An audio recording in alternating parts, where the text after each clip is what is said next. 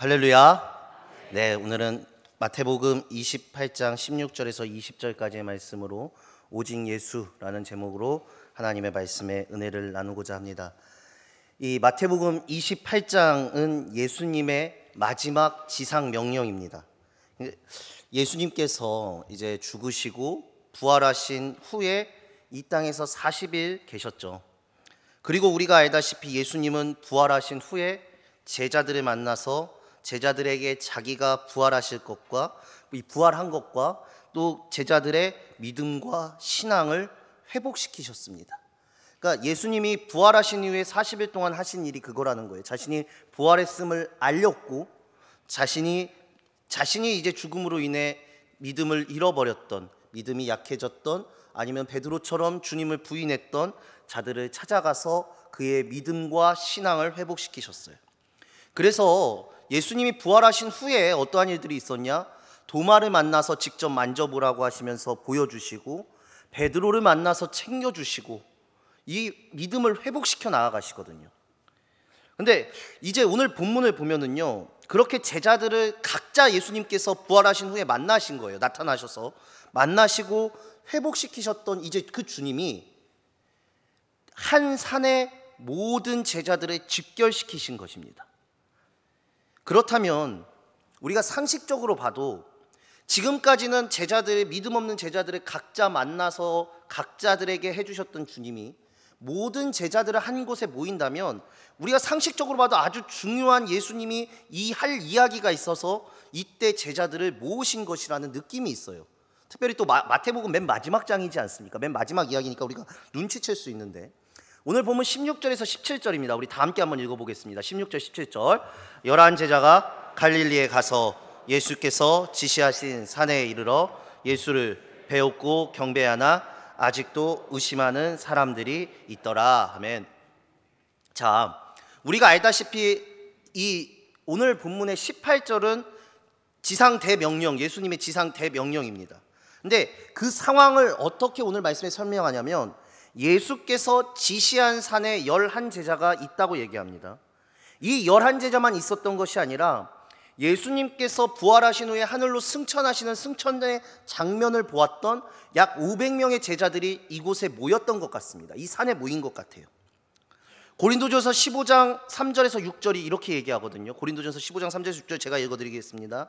내가 받은 것을 먼저 너희에게 전하였노니 이는 성경대로 그리스도께서 우리 죄를 위하여 죽으시고 장사 지낸 바 되셨다가 성경대로 사흘 만에 다시 살아나사 게바에게 보이시고 후에 12 제자에게와 그 후에 500여 형제들에게 일시에 보이셨나니 그 중에 지금까지의 대다수는 살아있고 어떤 사람은 잠들었으며 라고 얘기해요. 그러면 이 고린도전서의 말씀을 토대로 보면 오늘 이 산에서 500여 명의 제자들이 모인 거예요. 일시에 이 500여 명의 제자들한테 한 번에 보이셨어요. 11 제자들은 예수님이 한 명 한 명 찾아가서 예수님이 보여주셨지만 나머지 제자들은 일시에 그 제자들을 통해서 예수님이 부활하신다는 소식을 듣고 이제 예수님이 지시한 산에 한 번에 모여서 예수님이 그곳에서 부활하신 후에 처음으로 일시에 보여주신 거예요.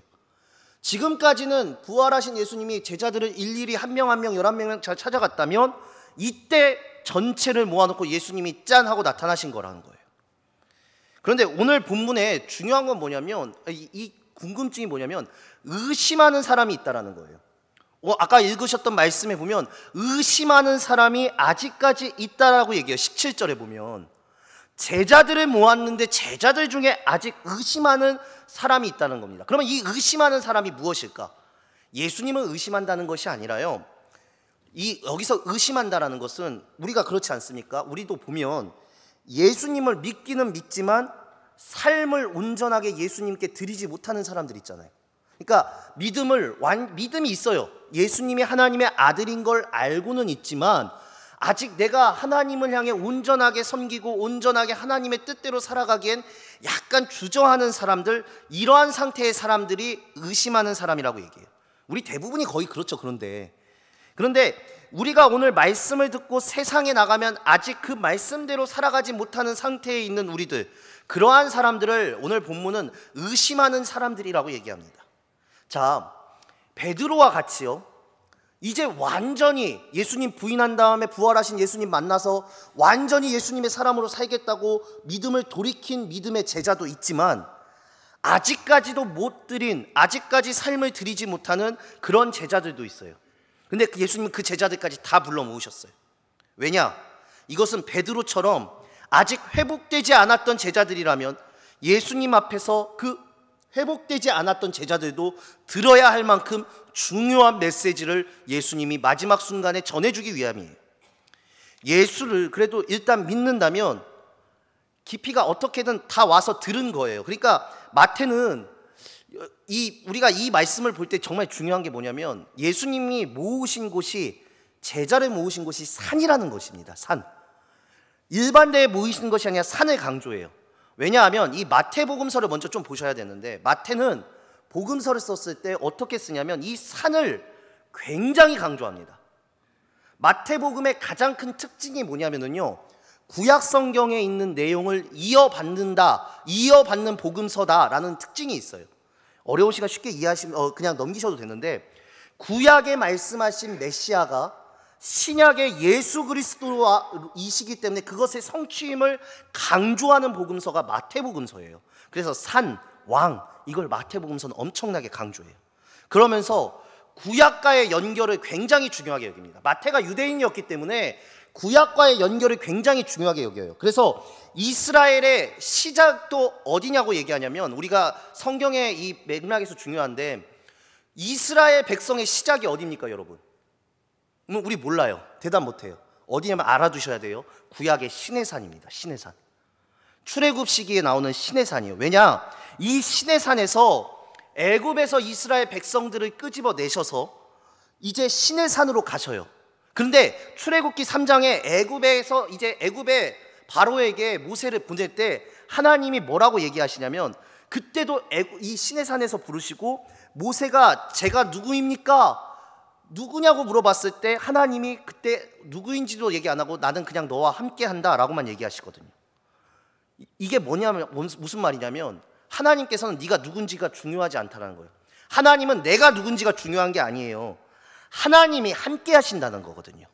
이게 중요합니다. 모세가 소명을 받을 때 제가 누구입니까? 라고 물어요. 제가 누구입니까 주님? 이라고 물었을 때 하나님이 이렇게 얘기하신 거거든요. 너가 중요하지 않아. 내가 함께 하는 게 중요한 거야. 우리 믿음에 이게 있어야 돼요. 내가 중요한 게 아닙니다. 하나님이 나와 함께 하셔야 되는 거거든요. 이게 이 말씀을 하신 것도 산이고요, 이 말씀에 한 다음에 시내산에서 이스라엘 백성들을 끄집어낸 다음에 하나님 뭐라 하냐면 이 시내산으로 다시 데려오라고 얘기하세요. 왜 산이 왜 이렇게 중요하냐면, 이스라엘 백성들도요, 어떤 사람들이 있었냐면 출애굽하고 나서 다시 애굽으로 돌아가고 싶어하는 사람이 있어요. 나온 이유를 잘 몰라요. 꼭 이렇게 광야 생활해야 돼? 힘들어야 돼? 라는 질문이 생겼거든요. 이게 마찬가지인 게 뭐냐면 신약 시대에도 똑같아요. 예수님을 따라가는데 예수님을 따라가는 인생 속에 예수님을 따라가는 이유를 모르면, 하나님이라는 신이 말하는 인생을 어떻게 살아야 되냐면, 그것을 의미를 모르면, 우리가 살아가는 예수와 함께 살아가는 삶의 의미를 모르면 어떤 생각을 하냐면, 그냥 세상 사람들처럼 살면 안 돼? 어차피 예수 믿는 거나 안 믿는 거나 교회 다니는 거나 안 다니는 거나 똑같은데, 오히려 예수님 믿으니까 더 골치 아프고 손해보고 힘든데, 아니 그렇다고 해서 예수님 믿는다고 해도 우리가 기도한 대로 예수님께서 팍팍 역사하시는 것도 아니잖아요. 내가 바라는 거 기도했더니 예수님 바로바로 이루어 주시는 것도 아니잖아요. 이게 무슨 상태냐면 이스라엘의 광야 상태라는 거예요. 왜 나온지를 몰라요. 왜 가나안 땅에 들어가야 하는지도 모르고, 왜 싸우면서 해야 되는지 모르니까 그때 무슨 말이 나오느냐? 애굽으로 돌아가고 싶다고 얘기해요. 굳이 싸우면서 힘들게 광야 생활할 필요가 없다고 얘기해요. 그러다 가나안 땅에서 하나님 하신 게 뭐냐? 원망하다 죽게 만드세요. 왜 나온지를 모르는 백성들을 죽게 만드신다고요. 근데 이게 중요한 게 뭐냐면, 하나님께서 시내산에서 이 말씀을 하신 거예요. 나온 이유, 왜 나왔냐? 어떻게 살아야 하는지를 구약의 시대의 첫 출발 출애굽 때 시내산에서 말씀하세요. 이스라엘 백성이 세상 사람들과 세상의 백성들과 다른 백성들과 다른 이유가, 이스라엘 백성은 분명하게 이 시내산에서 율법을 받습니다. 율법을 통해서 하나님의 말씀을 받아요. 그러고 하나님이 이렇게 얘기하죠. 너희를 이 세상의 제사장 나라로 삼으려고 한다. 너희를 끌어내는 목적이 너희를 단순하게 구원하는 데만 목적이 있는 게 아니라 나는 너희에게 특별한 목적과 너희 백성을 위한 내 특별한 계획이 있다고 말씀하세요. 이 하나님의 뜻을 감당할 때 이스라엘의 백성이 이스라엘이 진정으로 하나님의 백성이 되는 거거든요. 자, 지금까지 어려워요. 근데 무슨 말이냐면 성경의 첫 출발인 이스라엘 백성, 제가 성경의 모든 스토리가 우리 삶의 인생이라 그랬잖아요. 우리의 첫 출발을 어디서 시작하셨냐? 이스라엘의 첫 출발을 시내산에서 시작하셨어요. 하나님께서는 거기가 산이에요. 그래서 시내산은 어떠한 곳이냐? 하나님의 말씀이 선포된 곳이에요. 그러니까 우리는 말씀과 떨어질 수 없는 존재라는 거예요. 근데 그것이 어디의 장소로 나왔냐? 산이라는 장소로 나왔어요. 이 산은요, 은혜가 선포되는 것이고 하나님의 말씀이 선포되는 것이에요. 선택받은 백성의 정체성이 시내산이었어요. 그래서 지금 이 마태는요, 마태복음에서는 일부러 산을 강조해요. 너희들의 출발의 산을 강조해요. 그래서 마태복음에서 제일 중요한 부분이 어디냐라고 뽑으면 우리가 늘 얘기하죠. 마태복음 5장 7절. 심지어 믿지 않는 간디까지도 이 성경에서 이 말씀은 너무나 좋다라고 얘기했던 산상수훈 말씀이에요. 마태에서는 산상수훈이에요. 마태는 산에서 전해진 하나님의 말씀, 선포된 말씀, 산상수훈이라고 그러는데 똑같은 말씀인데 누가복음에선 평지에서 말씀했다고 해요. 평지수훈이라고 얘기해요. 똑같은 말씀인데 우리 그 정도 차이는 우리 알고 계시죠? 똑같은 하나님의 산상수훈의 말씀이 있는데 마태복음은 산, 누가복음은 평지예요. 같은 곳인데 왜 다를까? 여러분 보시면 산에는 구름이 있죠. 구름. 이렇게 산이 있으면 이렇게 구름이 있죠. 이 구름은 평평해요. 평지잖아요. 자, 이곳을 보면 평지예요. 누가복음은 뭐였냐? 지금 떠 있는 지금 말씀을 받는 그 자리가 중심이었기 때문에 평지 설교라고 얘기해요. 그런데 멀리서 봐요. 그러면 여긴 어디죠? 산이에요. 그렇잖아요. 그래서 마태복음은 산이라고 얘기하는 거예요. 전체적으로 봐서 산인 거예요. 누가는 거기서 말하는 걸 얘기했던 마태는 의도적으로 산을 강조해요. 왜? 아까 말씀드렸던 시내산을 염두로 둔 거예요. 구약의 이스라엘 백성이 시내산을 통해서 하나님의 율법이 선포되고 정체성이 확립되었어요. 그걸 강조해요. 그것이 팔복에서부터, 바로 이 시내산에서부터, 그리고 이 산에서부터 기독교의 정수인 팔복부터 시작돼요. 그것을 선포하는 산을 강조합니다. 그리고 마지막에 예수님이 3년 동안 제자들을 가르쳤는지, 왜 부활하신 후에 제자들 한 명 한 명을 왜 찾아가셨는지, 자신의 못자국을 보여주면서 믿음 없는 자가 되지 말고 믿음 있는 자가 되라고 말씀하셨는지, 이 목적이 무엇인지를 오늘 이 산에다가 다 제자들을 모아놓고 하나님이 말씀을 선포하신다는 거예요. 마태는 이걸 의도적으로 강조해요. 신약의 제자들을 통해 새로운 말씀이 선포되는 게 오늘 말씀이라는 거예요. 이걸 의도적으로 깔아놔요. 어려운 말씀입니다. 이거 이해 못하셔도 돼요. 근데 확실한 건 뭐냐? 오늘 이 말씀이 정말 중요한 말씀이라는 걸 마태가 의도적으로 강조하기 위해서 산도 놓고 뭐도 놓고 다 했다는 거예요. 쉽게 말씀드리면, 자 보면은 여러분들 이 한 산에 이르러서, 그리고 구약의 시내산에서 그냥 군중에 휩싸여 아무것도 모른 채 따라왔던 사람들에게, 이스라엘 백성들에게, 출애굽한 백성들에게도 똑같이 하나님의 말씀이 선포되었어요. 쉽게 다시 한번 말씀드릴게요. 출애굽했을 때 이게 하나님의 능력이고 하나님이 무슨 의미로 출애굽을 시켜주셨는지 몰랐던 백성들도요, 하나님의 산에서, 시내산에서 하나님의 율법을 받았습니다. 오늘 말씀도 기가 막히게 구약의 이 출애굽 말씀하고 매칭되는 거예요. 예수님을 따랐지만요, 예수님을 믿었지만, 예수님을 믿은 것이 진짜 예수님을 알아서 믿은 것이 아니라 군중에 휩싸여서, 제자들에 휩싸여서 믿었던 사람들도 있었다는 거예요. 진짜 예수님의 의미를 모른다는 거예요. 근데 중요한 건 뭐냐? 그러한 사람들에게도 하나님의 말씀은 선포된다는 겁니다. 우리가 교회에 왜 나왔는지 이유를 몰라도 예배를 드리는 이유가 무엇입니까? 하나님의 말씀은 동등하게 선포되기 때문이에요. 우리의 상태에 따라서 하나님의 말씀이 차등적으로 선포되는 게 아니라 하나님의 말씀은 누구에게나 동등하게 선포돼요. 그리고 주님의 명령은 언제나 같아요. 여러분의 상태가 아니라 주님의 명령이신 걸 아셔야 돼요. 자, 18절, 오늘 본문의 18절에서 20절입니다. 우리 다 함께 읽겠습니다. 시작. 예수께서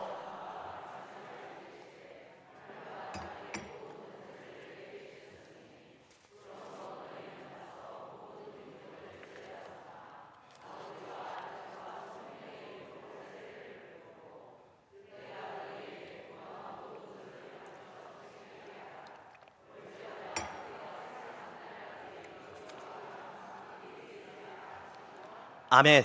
자, 앞에 제가 어려웠던 거 다 잊으셔도 좋아요. 이 말씀이 선포되고 있어요. 일단 19절에서 20절 초반만 볼게요. 그러므로 19절 보면 그러므로 너희는 가서라고 얘기해요. 가라는 거예요. 믿음의 자녀들아 행동하라는 거예요. 앉아서 믿고 입으로만 고백하는 것이 아니라 신앙은요 움직이는 것입니다. 행동하는 것입니다. 가는 것입니다. 봉사하는 것입니다. 신앙은 입만으로 하는 것이 절대로 아니에요. 하나님이 가라고 하는 곳에 하나님께서 그곳으로 향해 가는 것, 행동하는 게 신앙입니다, 여러분. 그런데 이 가라는 곳도 내 선택이 아니라 하나님께서 선택하신다는 거예요. 하나님께서 이끄신다는 거예요. 앉아서 고백하는 신앙은 다 바리새인이 돼버려요. 그 다음에 모든 민족을 제자로 삼아라고 얘기해요. 모든 민족이에요. 차별하지 말라는 거예요. 구별이 없어요. 세상에 대한 차별이 없어야 돼요. 하나님이 말하는, 하나님이 가라는 곳은 여러분들이 선택한 곳이 아니에요. 하나님이 가라는 모든 곳이 열려 있어요. 그러면 가서 뭐 해야 됩니까? 제자를 삼아 아버지와 아들과 성령의 이름으로 세례를 베풀고 내가 너희에게 분부한 모든 것을 지키라 해요.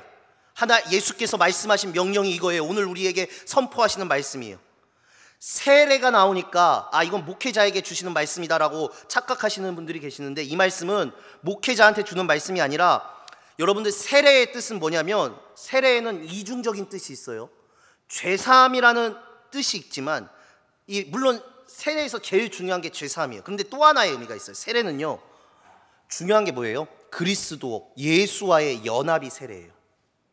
세례를 받았다고 죄사함 받고 끝나는 게 아니라 예수와 연합을 해야 돼요. 이게 진짜 세례의 완성이에요.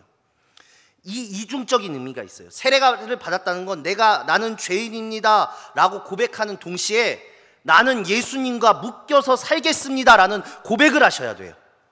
우리 세례 받으신 분들, 이 세례가 죄사함으로 끝나는 게 아니에요. 내가 예수와 그리스도와 묶여서 살겠다라는 고백이 세례예요, 여러분. 그러면 지금 그 세례를 지키고 있냐라는 거예요. 그리스도와 연합하면요 힘들고 어렵고 고통스러워도 결국엔 그리스도의 흔적이 됩니다, 여러분. 여러분들이 만나는 사람들에게, 여러분들이 하나님이 보낸 그곳에서 여러분들의 첫 번째 해야 될 주님께서 말씀하신 사명은 그들이 그리스도와 연합하며 그들이 의인이 아니라 죄사함이 필요한 죄인임을 고백하도록 가르치는 것이 여러분들에게 맡겨진 첫 번째 사명이에요. 두 번째는 무엇이냐? 내가 너희에게 분부한 모든 것을 지키게 하라요. 3년 동안 예수님이 이 땅에 오셔서 그 젊으신 예수님이 오셔서 3년 동안 알려주시고 보여주신 것, 성경을 통해 우리가 아는 그 모든 것, 그걸 가르쳐 지키게 만들라는 거예요. 이건 뭐냐? 예수와 계속 연합하라는 겁니다, 여러분. 20절에 세상 끝날까지라고 할 때 끝날은 종결, 끝나는 날을 얘기하는 것이 아니라 완성의 끝날이라고 할 때, 성경에서 끝날이라고 할 때 끝이 있고요 완성의 의미가 있어요. 이걸 잘 보셔야 돼요. 근데 오늘 말씀은 완성이에요. 하나님의 세상이 완성될 때까지 이것을 하라고 가르치시는 거예요. 내가 끝날 때까지 하면 난 죽으면 끝나요. 그런데 그게 아니라 하나님의 나라가 완성될 때까지 나에게 맡겨진 사명을 하면 무엇이 사라지느냐? 나에 대한 것들, 내가 몸이 약해서 이런 것들 다 내려놓고 오로지 예수 보면서 사역할 수 있어요, 여러분. 우리가 무엇에 가로막힙니까? 내 끝을 보기 때문에 가로막히거든요. 내가 나이가 많아서 안 돼. 아니에요. 그런 말 하지도 마세요. 하나님 앞에서는 하나님의 날이 끝날 때까지, 완성될 때까지 여러분들 하나님께서 주신 사명이 있습니다, 여러분. 우리 권사님들, 우리 안수 집사님들, 집사님들, 나에게 맡겨주신 사명은요 신앙의 연수, 내 나이 중요한 것이 아닙니다. 하나님 나라 완성 때까지 하는 거예요. 이걸 한 번 하는 게 아니라 계속 하라는 거예요. 우리가 예배하고 성경을 보고 교회 생활하는 게 바로 이것 때문입니다. 계속해서 가르치고 계속해서 배우고 계속해서 지키려고 우리는 신앙생활하는 겁니다. 18절에 이렇게 얘기하죠. 예수께서 나와 말씀하여 이르시되 하늘과 땅의 모든 권세를 내게 주셨으니 이 권세를 가진 자가 세상 완성되는 그날까지, 하나님의 나라가 완성되는 그날까지 우리와 함께 하신다는 겁니다. 염려하지 마시고 염려하지 말라는 거예요. 여러분, 우리가 과연 예수님의 명령을 지킬 수 있을까요? 오늘도 예배 끝나시면 좋은 말 잘 들었습니다 이러고 끝나버리실 건가요?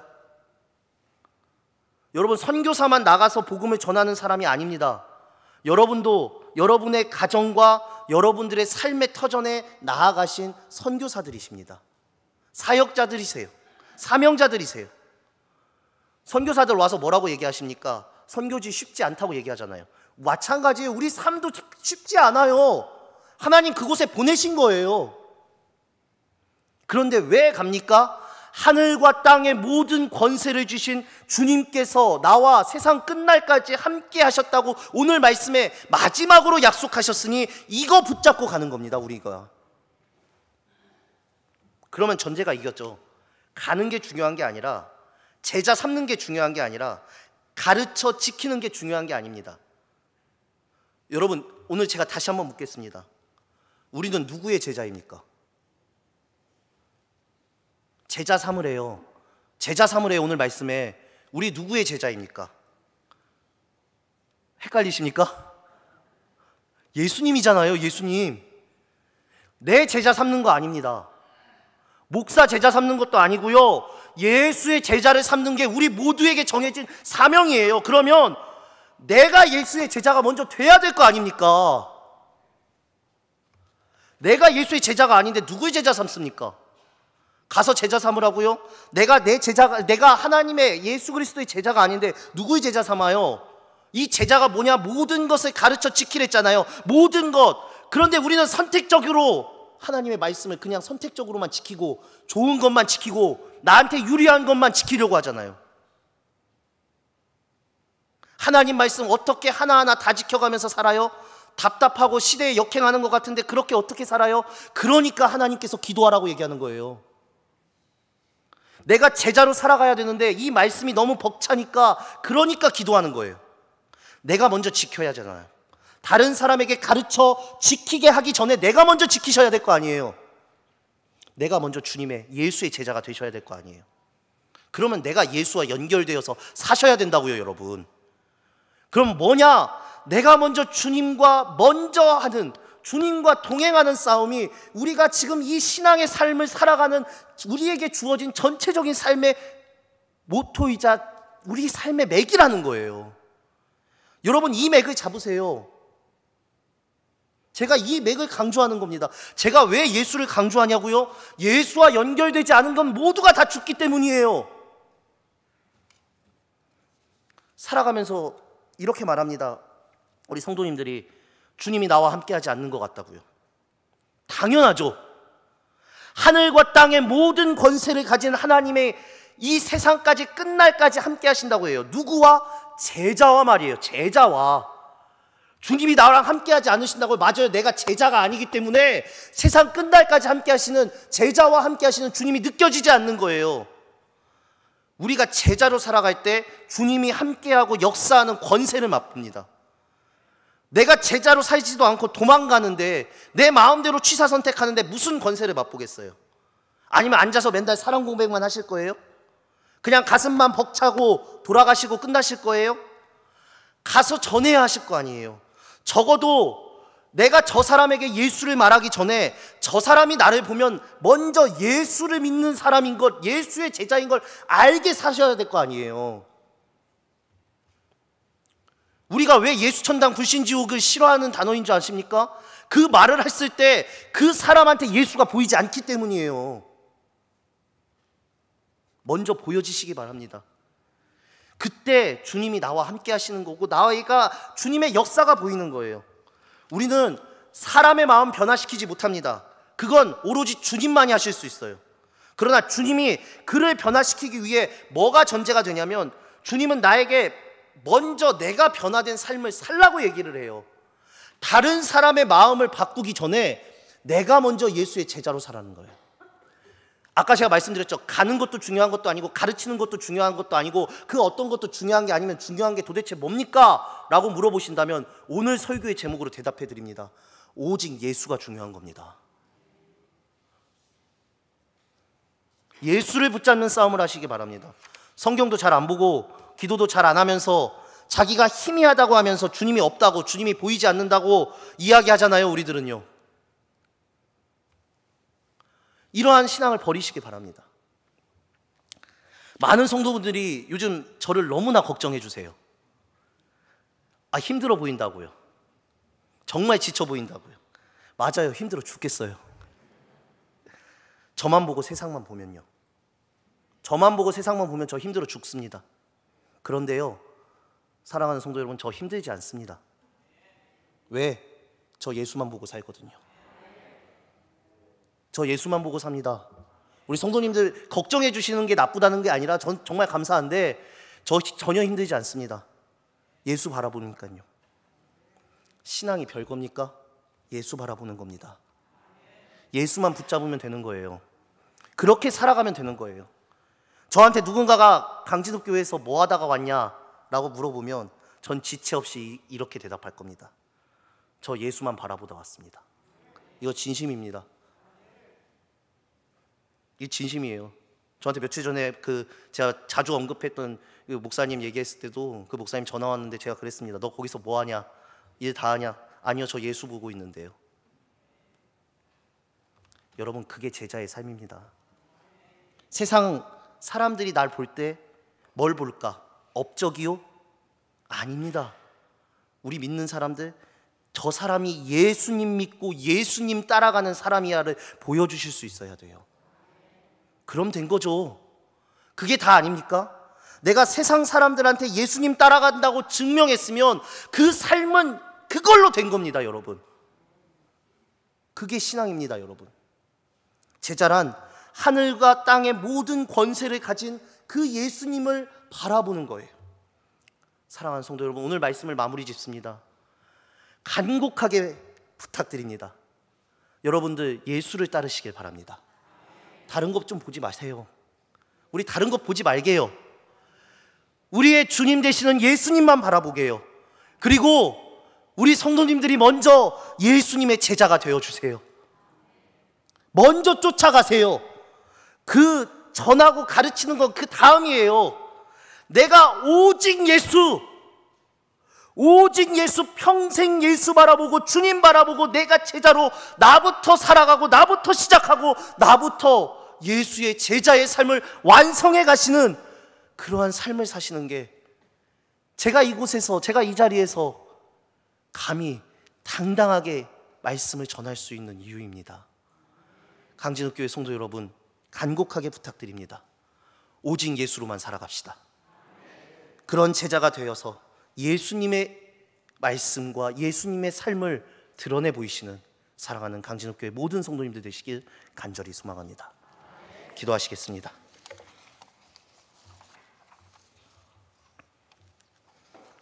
주님, 오직 예수로 살기를 원합니다.